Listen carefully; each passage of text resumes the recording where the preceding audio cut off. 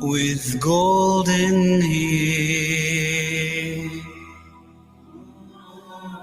and wished I was as fair when suddenly she rose to. Assalamu alaikum wa rahmatullahi wa barakatuh, and welcome to Radio Ansaar and to Yadul Ansaar on this beautiful Jummah, alhamdulillah. And you know, we are going live on Facebook as well as YouTube, and this is by request from Zakaria. So he really wanted me to be on Facebook. I don't really like that, but alhamdulillah, I'm going to try today just because we have a beautiful sister on air today, and she's got a wonderful story. So I think Zakaria wanted to see how I would react to whatever she is saying, and and that would be so great, alhamdulillah. So let's backtrack a few weeks or a month ago on social network program with brother Zahir Basa, who interviewed Maulana Vanka on Masjid Al-Fatah, which was a former church and alhamdulillah now a fully fledged masjid. And then the interview I did with Maulana Vanka a few weeks ago on the revert classes held at the Masjid Al-Fatah. And I hope you can recollect that, inshallah. The reason I'm refreshing your memory is because the next interview has so much of bearing and connection to this masjid and to Sister Iman Wilmot, who I am honored today to have her in studio as my guest. Alhamdulillah, she has had an amazing journey from Christianity to Islam, and her journey is not over. I know her journey is not over. She is here to inspire, educate, motivate, and uplift us all, inshallah. And dear Iman, welcome to Yadul Ansaar, and Jazakallah khair for honoring us on the program. Assalamu alaikum wa rahmatullahi wa barakatuhu. Wa alaikum salam. How are you doing this morning? I'm doing well, thank you. Alhamdulillah.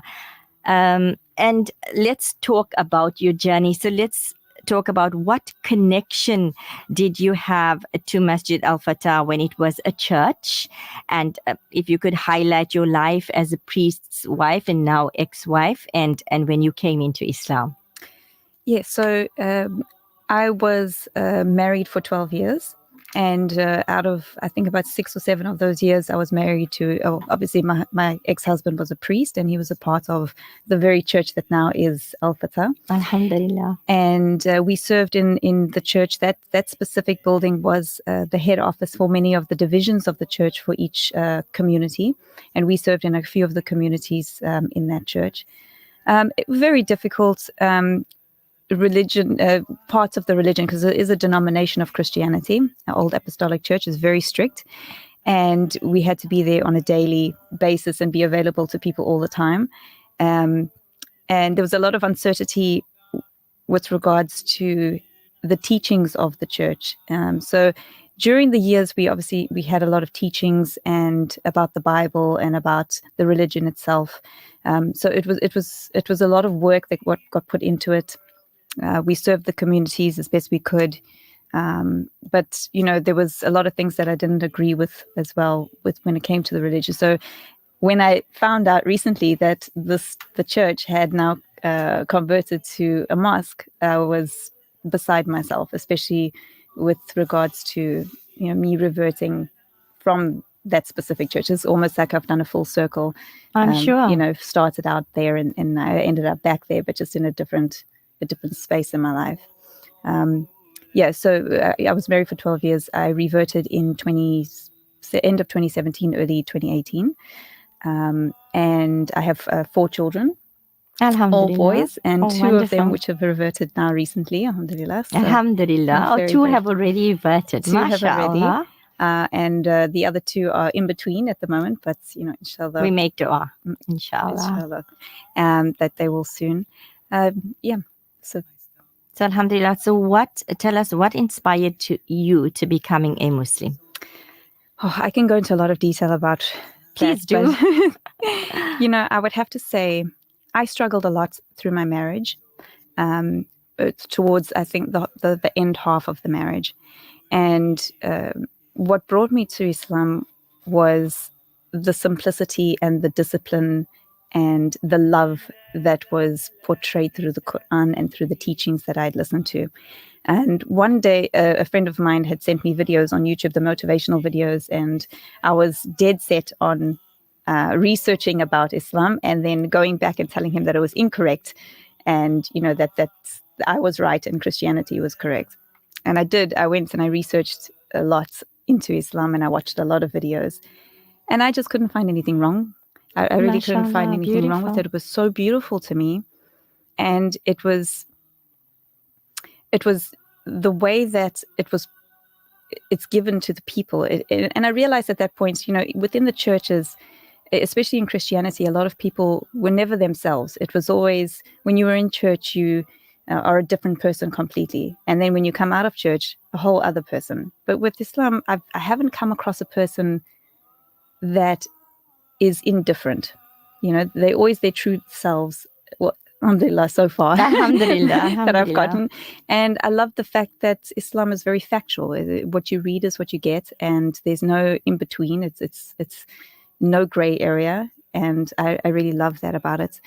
The love that I've received from people in Islam has been next to none. When I reverted, I was obviously very worried about my family and what they would think of me and my friends. And I think that's one of the hardest things that you can do when you're reverting. But alhamdulillah, my mum was okay with it. I did. How did you approach her? I went to her the one day and I said to her, Mum, would you be okay with me praying 5 times a day? And she said, yes, of course, because she's a devout Christian. She's very, very, very, very Christian. And I said to her, would you be okay with me covering my hair or dressing modestly? And she said, well, she was a little bit confused about that question. And I said to her, Mum, this is what I've chosen. I've chosen to be Muslim. And she was very quiet for a little bit. And that's a bit scary, right? It was very scary. I was so nervous. And she was very quiet. And then she looked at me and she said to me, if that's what makes you happy, then I'm okay with it. Oh, alhamdulillah. And that was for me a very big turning point in my life. Maybe Allah Ta'ala softened her heart as well, I think. Alhamdulillah, I'm sure she did. Yeah. So even now to today, she did. She got very excited about it. She herself is not too interested in Islam at the moment, but alhamdulillah, she's still on her path, and inshallah one day she'll maybe see the beauty of it. But it's so amazing to also learn that you were married to the priest. Yes. I mean, that priest is, I don't know whether he's the priest right now, but I'm sure it's really so, it's a goosebump moment for Yadul Ansar. We have this in our program where we come across such unique incidents, and today is one of it. And I have to say that I'm so honored to have you in studio today and talk to you about your reversion. So tell us, what does Islam mean to you? You told me a beautiful story about a young man who was shot, and this incident actually encapsulated the essence of Islam. Yeah. So basically what happened when early on, when I had just reverted, I did a lot of trauma counseling, for SAPs, and I was involved in a non-profit organization. And what happened was there was a shootout at F&B Bank, and a lot of people might remember the story. And there was a young man that got shot while trying to make a deposit. And I responded to it. And when I got there, the mom worked for Nedbank, not FME, but she worked for Nedbank, and the father was a paramedic. And he had obviously been there as well. And she stood there and she was so quiet, and she didn't cry. She was just standing there. And I couldn't understand it. I mean, there's her son laying on the floor, and she didn't react to it. And while I was standing there and I was listening to all the stories with people around me, I heard that her 2 sons, younger sons, the year before, had also died on the same road, on North Coast Road, and in a car accident. So there's this woman that's standing in front of me, and she's lost all 3 of her children on the same road, in the same place. And she's not crying, and I couldn't understand why. And her husband walked up to her, and I think this was the turning point where I learned so much about Islam just in that very moment. Was her husband walked up to her and said, the reason for your sabr is because of your Iman. And she mashallah. turned to him and she said, Allah knows best. And that's all she said. And I just, from that moment, I realized that everything in our life is not in our control. It is not up to us. Allah knows No, best Allah is in control. every situation, and He is sufficient for us in every situation. You know, this resonates so much with the mothers in Palestine who are losing their children every second of the minute that we are speaking, here in studio. And all they say is Hasbunallahu wa ni'mal wakil. And Allah is sufficient for us. And that resonates so much with what you are saying, because we are totally in submission to Allah. And I hope that many people, even whoever is listening to us right now, we are born Muslims, right? But we don't really, I'm speaking for myself as well. Sometimes we don't really appreciate what we have. And when you speak to a person who has come into the deen, I don't really like calling you, people reverts and or converting to Islam or reverting to Islam, whatever people say the word is. But, it's when you come into the deen, we as born Muslims really need to know we are so blessed. We are so lucky to be actually, to grow up reading the Quran, reading Salah, and when you are so new in this, I'm sure every second that you read Salah or you read the Quran, you're just loving it.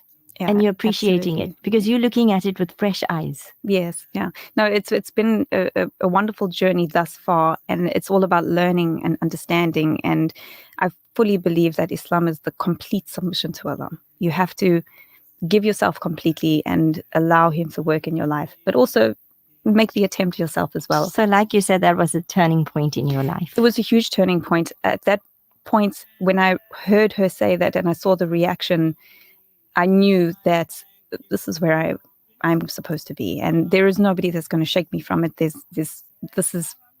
is my life. MashaAllah, and I'm looking at the tears in the corner of your eyes. I know that you want to break down, but Alhamdulillah, it's good tears. Yeah. It's beautiful tears. It's tears for Allah, and MashaAllah, that is so amazing. I can't tell you how happy I feel in my heart for you to be sitting here today and sharing this beautiful journey with us. We are so blessed here at Radio Ansaar to have so many people come into different programs as well and share their journey. And, today it takes a lot. It takes a lot from where you're coming, your background, and the experiences that you've had as well to share this. And I want to thank you. Jazakallah so much for sharing this wonderful moment with us as well. So Yadul Ansaar is a program designed to inspire, in making a difference in people's lives. So how would you be able to change someone's life and give back to the community through the deen that you've now entered and the knowledge gained from it? I would love to be of service to reverts and also possibly even to born Muslims that want to reconnect to Islam. I know it's difficult to revert and how scary it can be, especially, how badly the media has portrayed Islam at the moment. And reverting is not easy. I know this. Living your entire life as one person and in one other religion, and then moving to something that everybody around you portrays as wrong, it requires a lot of sacrifice and it requires support. And knowing how hard it is and the effects that it has on your friends and family, I would love to be an inspiration to those that are considering it. Inshallah. Or even those that have lived your whole life being a Muslim and you're at this crossroads where you're just not 100% sure about what you want to do with the rest of your life. I would like to be able to be that person that might be able to just reignite that spark that could, What about that person that sits in the bathroom? like you told me before, sitting in the bathroom and reading and, and hiding and fasting as well, so those are the things that normally happens, I think, in a person's life. What about that person? What would your message be to them?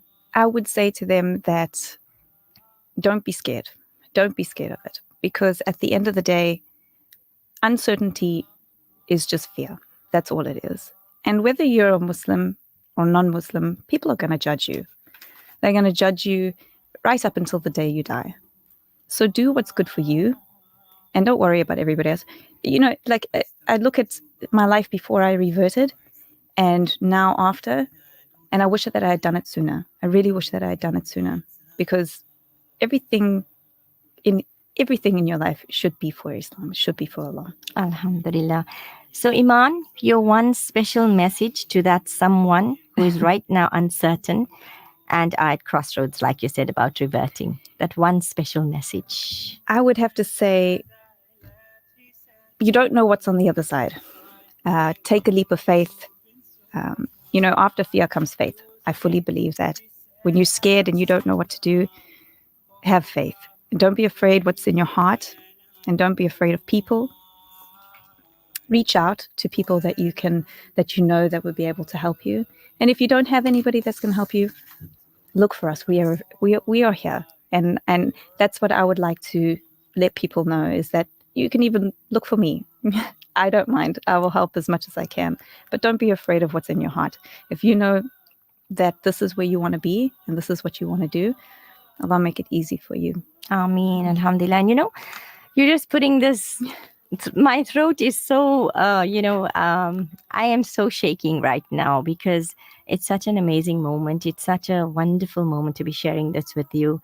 And my throat feels like, it's like heavy at the moment, but an amazing journey indeed. May Allah use you to reach out to all those who need you in the community.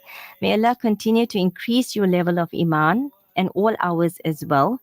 May you be an inspiration to many who have come into the deen, as well as those who are born into Islam. And we all learn every day. Definitely we learn every day. May you be the means of hidayah for many who are on that, crossroads at the moment, and whether they should or shouldn't accept Islam.